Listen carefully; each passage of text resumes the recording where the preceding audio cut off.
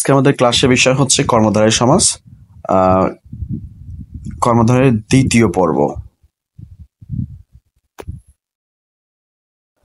আমি ক্লাস শুরু করছি কর্মধারার দ্বিতীয় পর্ব। আমি এখানে সরাসরি কর্মধারায়ের যে প্রকারগুলো আছে সেই প্রকারগুলো নিয়ে আলোচনা করবো, যে তিনটা প্রকার নিয়ে আমি আজকে আলোচনা করব। একটু সবাই মনোযোগী হই। প্রথমে হচ্ছে উপমান কর্মধারায়, উপমান কর্মধারায়। নাম্বার 2 উপমিত কর্মধারায়। আগে এই দুইটা, তারপরে একটা নিয়ে আলোচনা করবো ইনশাল্লাহ। উপমান কর্মধারার ক্ষেত্রে একটু দেখি আমরা, এবং উপমিত কর্মধারায় এই দুই রকম কনসেপ্ট দিয়ে আমরা রাখার চেষ্টা করবো ইনশাল্লাহ। প্রথমে আমরা উদাহরণগুলো লিখি। তুষার শুভ্র 1, তুষার শুভ্র 2 হচ্ছে অরুণ রাঙা, অরুণ রাঙা 3 হচ্ছে কাজল কালো। আমরা লিখলাম এই তিনটা উপমান কর্মধারার ক্ষেত্রে। এখন উপমিতর ক্ষেত্রে একটু আমরা যাই। উপমিতর ক্ষেত্রে প্রথমে লিখবো আমরা হচ্ছে সিংহ পুরুষ, সিংহ পুরুষ। 2 নম্বর লিখবো আমরা চন্দ্রমুখ। এই 5টা উদাহরণ দিয়ে কিন্তু আমরা শেষ করবো উপমান উপমিত, এবং পরে যেটা বাকি থাকলো রূপক সেটা নিয়ে আলোচনা করবো। তুষার শুভ্র, তাহলে আমরা জানি তুষার মানে কিন্তু বরফ, তুষার মানে হচ্ছে বরফ, আর শুভ্র মানে হচ্ছে সাদা। আসলে বরফ কিন্তু সাদা। আবার অরুণ মানে হচ্ছে সূর্য, আর রাঙা মানে হচ্ছে লাল, তো সূর্য কিন্তু লাল।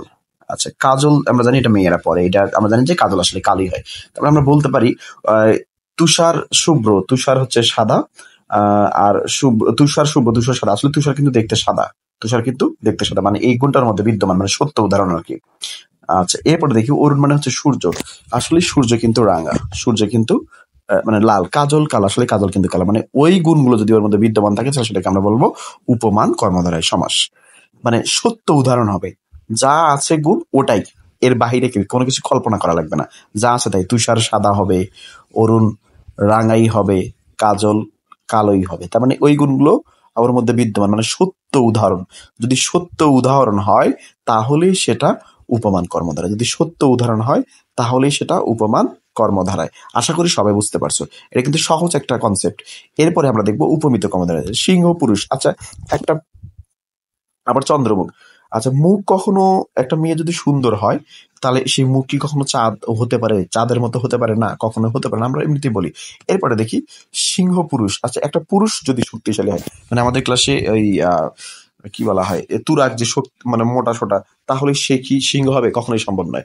তার মানে আমরা এই ক্ষেত্রে দেখতে পারি যে উপমানের ক্ষেত্রে একটু দেখতে পারি, যদি সত্য হয়, ওই গুণগুলো যদি বিদ্যমান থাকে, ওই গুণগুলো যদি বিদ্যমান থাকে তাহলে সেটা উপমান।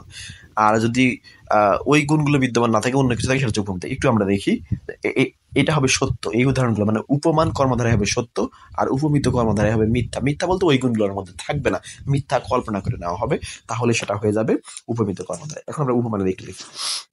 সত্য উপমান, সত্য হলে উপমান সবগুলোই কিন্তু সত্য, একটাও দেখো এর বাহিরে নেই। উপমানের ক্ষেত্রে কিন্তু একটাও এর বাহিরে নেই, সত্য একবার। উপমান কর্মধারায় মানে সত্য, এটুকু মনে রাখবে। আর উপমিত মানে মিথ্যা। সিংহ পুরুষ, পুরুষ কখনো সিংহ হয় না, পুরুষ কখনোই সিংহ হবে না। শক্তিশালী হলেই সিংহ হবে, সিংহ হওয়া সম্ভব নয়। আবার চন্দ্রমুখের ক্ষেত্রে দেখো, মুখ কখনো চাঁদ হতে পারে না। একটা মেয়ে সুন্দর হলে তাকে আমরা তাই করতে পারি কিনা।